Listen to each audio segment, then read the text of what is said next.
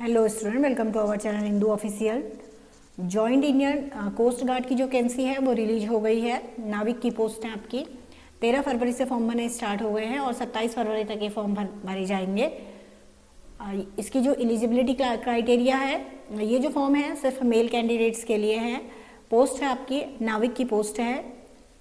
नाविक general duty 12th pass with maths and physics from a educational board recognise by counselling of board of school education, यानी कि simple 12th मांगा है। 12th में आपकी maths और फिजिक्स होनी चाहिए सब्जेक्ट। जो एज लिमिट है वो आपकी 18 है मिनिमम, और मैक्सिमम जो है वो 22 है।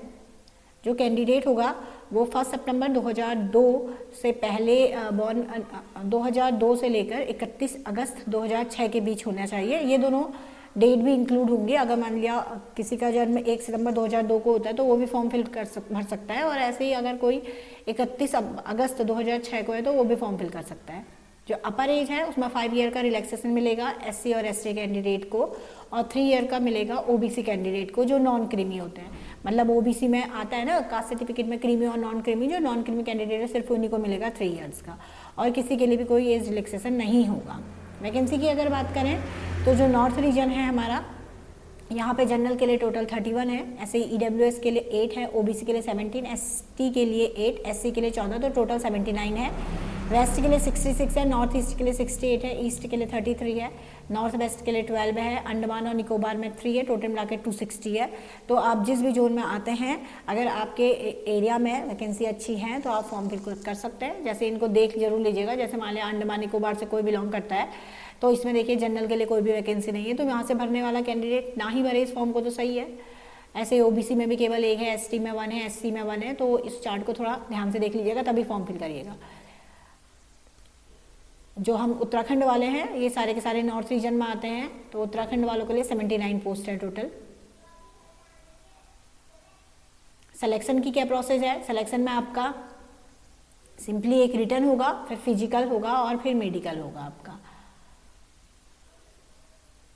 फॉर्म भरने में आपने जो पेपर होगा आपका स्टेज 1 कंप्यूटर बेस्ड एग्जाम है। डॉक्यूमेंट में आपके पास आधार कार्ड होना चाहिए, पैन कार्ड होना चाहिए, वोटर ID या ड्राइविंग लाइसेंस, इन सब में से कोई एक भी होगा तो तभी आप ID प्रूफ में इसको लगा सकते हैं। एक कलर फोटो, जब आप पेपर देने जाएंगे कलर फोटो का प्रिंट आउट वगैरह लेके जाएंगे, और तो कुछ है नहीं ज़्यादा इसमें। पासिंग मार्क्स की अगर बात करें तो सिलेक्शन 1 और सेकंड में जो पासिंग मार्क्स होंगे जनरल के लिए, EWS और OBC के लिए वो 50 होने चाहिए कम से कम, और SC ST के लिए 44 है। सेक्शन 1 में जो आपका मैक्सिमम मार्क्स है वो 60 मार्क्स का पेपर होगा, 45 मिनट का समय मिलेगा। टोटल क्वेश्चन भी 60 होंगे, जिसमें मैथ्स के 20, साइंस के 10, इंग्लिश के 15 और रीजनिंग के 10 और GK के 5 क्वेश्चन आएंगे। पासिंग मार्क्स की बात करें तो मैथ्स में और साइंस में 30 मार्क्स चाहिए, इन सब में मिला के 30 मार्क्स चाहिए जनरल, EWS और OBC वालों को, और इन सब्जेक्ट में 27 चाहिए SC ST वालों को। सिलेबस आपका 10th बेस होगा, और सेक्शन सेकंड जो होगा वो भी 50 मार्क्स होगा। इसमें मैथ्स और फिजिक्स आएगी, मैथ्स 25 मार्क्स की और फिजिक्स 25 मार्क्स की।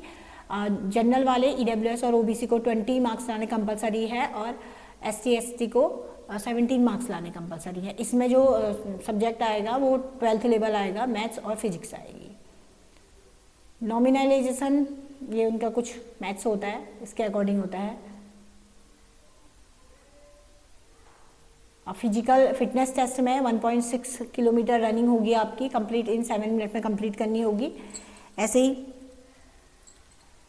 उठक बैठक होगी, 20 उठक बैठक होती है, फिर 10 पुशअप होगी, डॉक्यूमेंट वेरिफिकेशन होंगे आपके, फिर आपका मेडिकल होगा। अगर आपने ये सारी स्टेजेस पार कर ली तो आपका सिलेक्शन हो जाएगा। अगर जो आप फॉर्म भरेंगे उसकी जो मेन साइट है वो है jointindiancoastguard.cdec.in से, ये आपकी मेन साइट है, तो इसी साइट में जाके फॉर्म फिल करिएगा। अदरवाइज जो बहुत सारी साइटें आ रही है नेट में, लेकिन उनसे अधूरे फॉर्म भरे जा रहे हैं, तो मेन साइट ये ही है, इसी से इस फॉर्म को फिल करिएगा cdec.in से। जो आपकी फ़ोटो होनी चाहिए वो आपकी वाइट बैकग्राउंड में होनी चाहिए, और नीचे से आपका नाम प्रिंट होना चाहिए फ़ोटो के नीचे, और जिस दिन आप फ़ोटो खिंचवाएंगे उस दिन की डेट प्रिंट होनी चाहिए, और ज़्यादा कुछ है नहीं। और जो भी ये प्रोसेस लिखी हुई है ये सारी की सारी आफ्टर सिलेक्शन है, यानी कि जब जिस समय आप डॉक्यूमेंट वेरिफिकेशन कराते हैं उस समय की प्रोसेस है। एग्जामिनेशन फीस की बात करें तो इसमें SC और ST कैंडिडेट को छोड़कर और जितने भी कैंडिडेट हैं उन सब के लिए 300 का चालान है। ST ST कैंडिडेट के लिए कोई भी चालान नहीं है।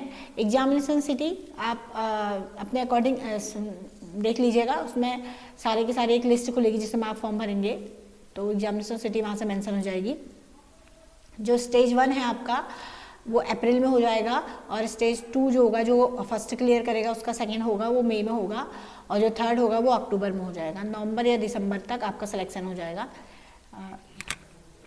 अगर आप इस फॉर्म को भरने में इंटरेस्टेड हैं तो फॉर्म फिल करिए और सिलेक्शन पाइए। तब के लिए थैंक यू।